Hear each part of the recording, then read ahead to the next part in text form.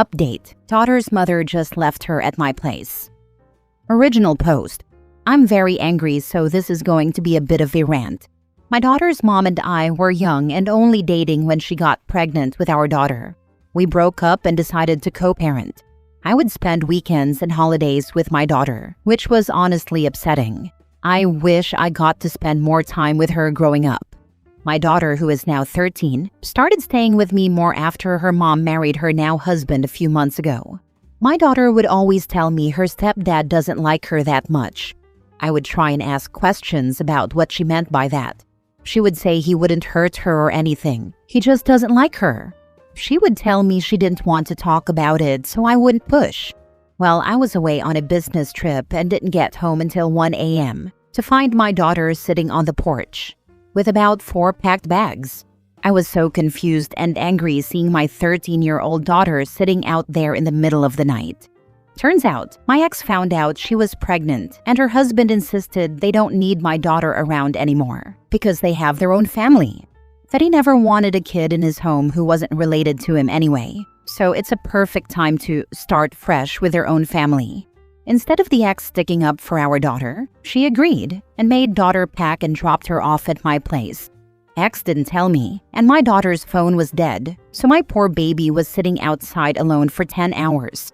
I am so mad my ex would do this, and I feel so bad for my daughter. She's absolutely heartbroken.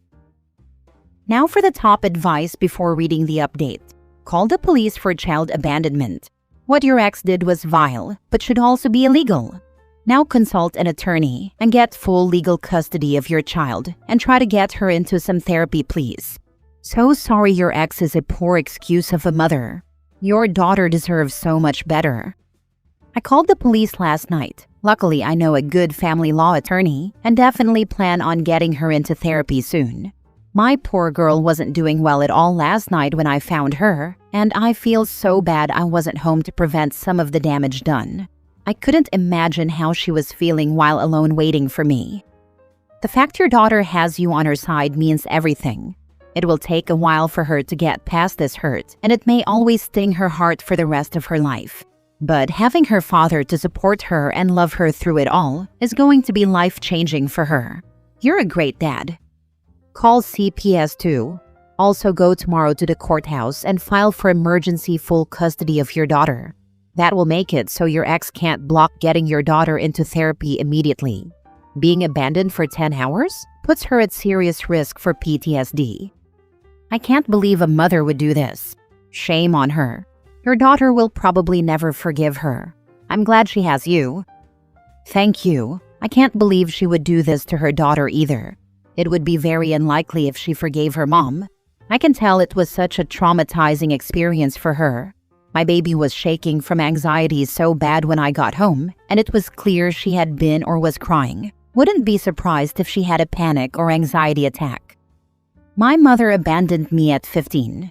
30 years later, and I've still never spoken to her despite her many attempts at reconciliation. Some things you just can't come back from. It was difficult then, and I did go through a lot of therapy, but what saved me were the people who showed up for me. They were a lifeline and kept me from feeling completely alone and devolving into bitterness over the whole thing. Your daughter will never forget that you were the person who showed up and continues to fight for her. My dad did this once. I was maybe 4 or 5. It was only maybe an hour I was alone, let alone 10, but it's been 20 years and I still remember it like yesterday. It's very traumatic. Had abandonment issues from this and other similar incidents. Dog, that's child abandonment. You should definitely sue your ex and her new dead husband. Do not let that nonsense slide, my brother. I don't plan on letting it slide. Now for the update. Hey everyone, a kinda small but also big update from my post yesterday. My ex and her husband got arrested. Each got a charge of child abandonment and child neglect.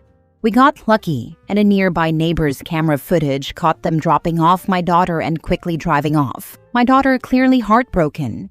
We also got the neighbor's camera footage of my daughter sitting outside by herself. I am currently in touch with an attorney who is hopefully going to help me and my daughter get justice for everything that happened. For people wondering how my daughter is doing, mentally and emotionally not well. which is to be expected. I have been trying to reassure her she is safe and didn't do anything wrong, as well as giving her lots of hugs and reassuring her that I love her. I got in touch with her school and they were able to point me in the best direction for a therapist, and she'll start therapy later next week. You honestly saved 2 kids. These individuals should be in jail and alone. I'm so sorry for your daughter. Her mother choosing not to be a good person is a choice.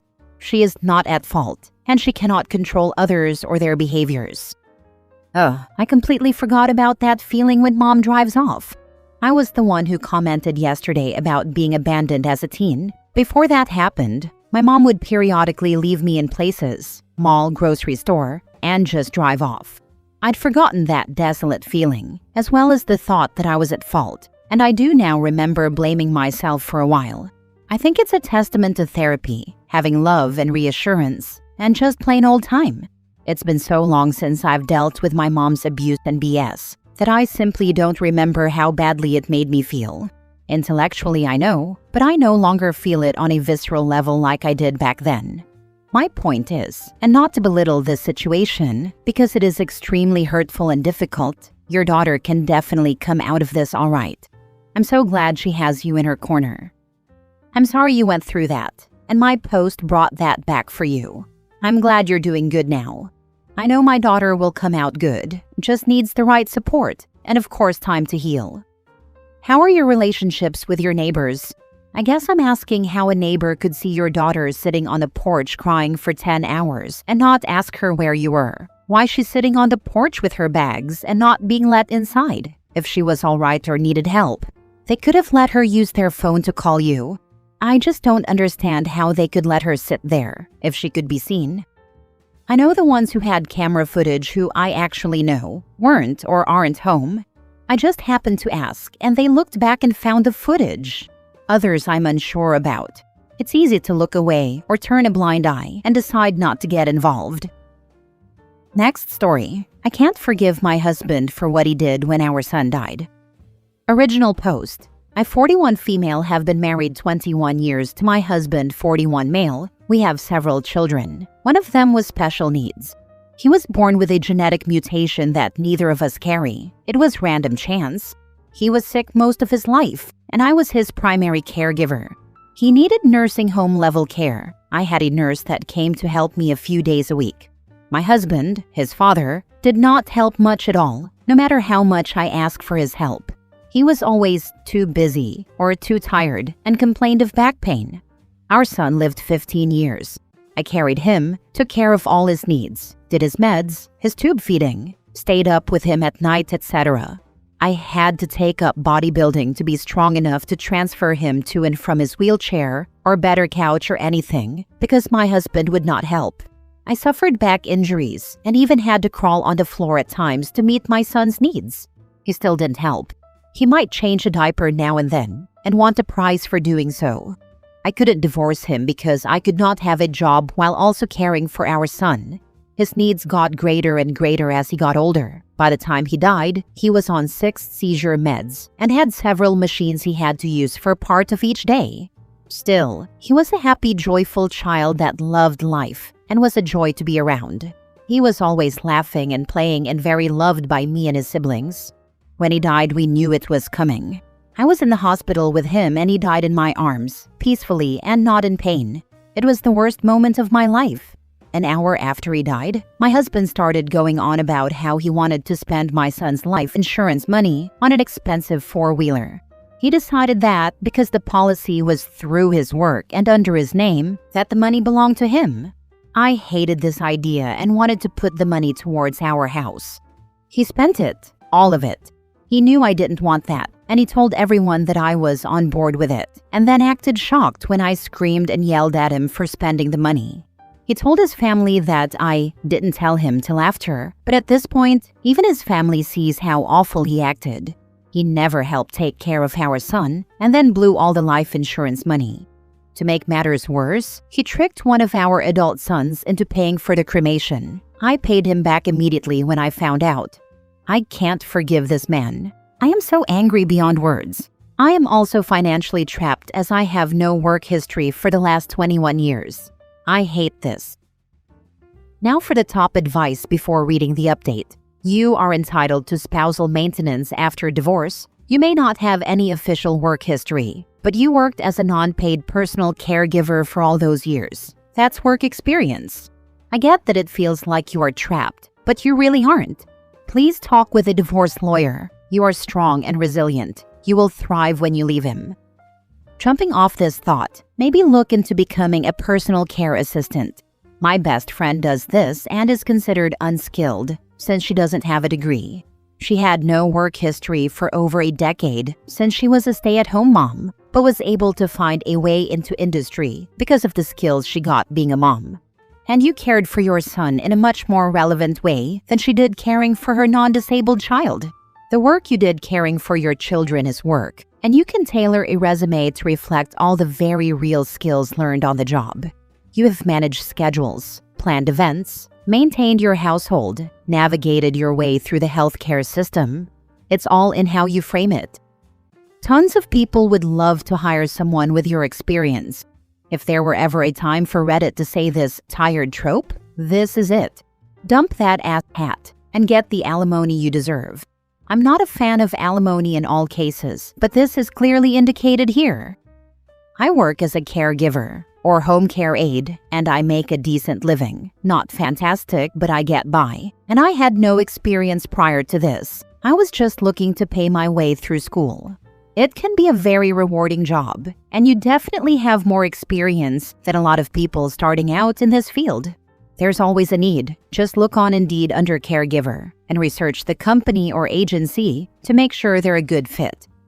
Seconding this, my friend does some of this work for my mother, and the facility is always offering more hours with training. Now for the update. Thank you all for your kind words. Since this post, I have been working my tail off. My adult son got me a job working as a baker in the restaurant he worked in. It was only weekends, but I quickly learned the job and excelled at it, gaining confidence in myself and making friends. Then last week, I got laid off. The weather hasn't been good, and the restaurant hasn't had enough business to keep me employed. I was scared that I wouldn't find anything, but due to a strange set of circumstances, ended up reaching out to my son's former caseworker, and she recommended that I apply for 2 positions, one as a caregiver and another as a special needs job advocate. I wasn't sure how it would go, seeing as how all my bills were unpaid. Work, I didn't think employers would take a look at me, but both interviews went really well. All my experience taking care of my son was praised and very relevant for the jobs. I'm now waiting for a callback after background checks are complete, but it sounds like I have a really good chance at getting both of these jobs. They are both part-time and flexible enough that I can be at home with my children during most of the day, so I can continue homeschooling and doing all the things. As far as my marriage, that's up in the air. Not much has changed there. Sometimes he seems like he's trying to be a better partner, but his efforts are so small at this point, it doesn't feel like enough. Still, I'm moving forward in every way that I can to carve out a new life for myself. Thank you so much for everyone that told me to write out a resume detailing my skills as a mother, homemaker, home cook, and caregiver. It's been life-changing. Last story. Found out my boyfriend was a cheating scum when I rushed him to the ER. I'm beyond heartbroken and angry. My longtime boyfriend had an accident at home and broke a few bones. When we got to the hospital, he was so out of it, he gave me his phone pin because my phone had died. He guarded that phone like it was the crown jewels. Asian dating, local hookups, finding women overseas. Messages kept coming from all those apps and sites. So many porn streaming sites, but what sent me over the edge was the texts and emails and videos with other women. The pics they'd taken on Valentine's Day, the quick vacations where he was supposedly taking care of his family, declarations of love and lust going back years. Women he'd told me not to worry about, they're just friends. One lost her parents and was having a hard time. Another wanted help figuring out to sell her home. You know the excuses. He'd told me I was ridiculous, paranoid, acting like a controlling witch. But I could feel it. He'd stopped hugging me, touching me, and blamed it on the stress of having to take care of his handicapped mom. All while proclaiming he loved me so much, calling me the same sweet nicknames. The ones he used with the others as well, by the way. Even talked about wanting to get married. Brought that up with one of the others as well, which destroyed me. Now he's in the hospital, and I can just stare at his lying freaking cheating face in that bed.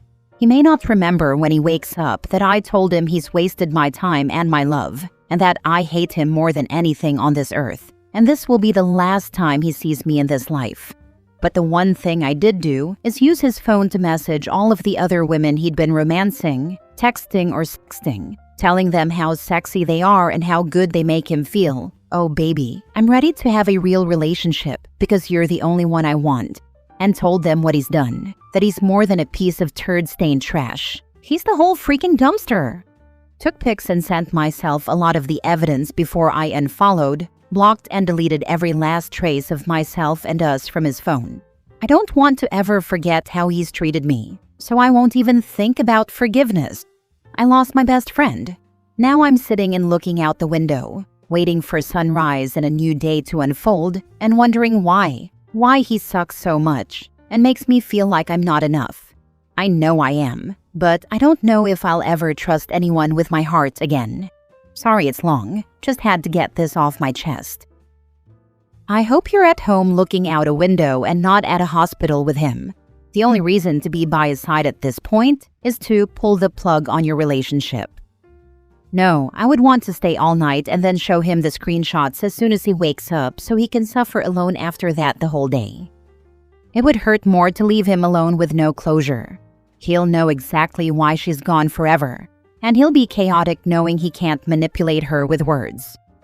You only lost the idea of him. Clearly he was never truly the man you loved. Grieve, heal, and let true love find you. Yes, I read through 11 years of my ex-husband's emails. It was brilliant. I didn't feel bad about divorcing him then. I almost stayed even, if he'd been honest. But he tried to blame it on me, and I slammed that door forever. I told myself I'm not looking, but if love should really find me, I don't want to be bitter, and I don't want to punish him. About 3 months later, I was more in love than I've ever been. I get to live with someone who wants to live with me.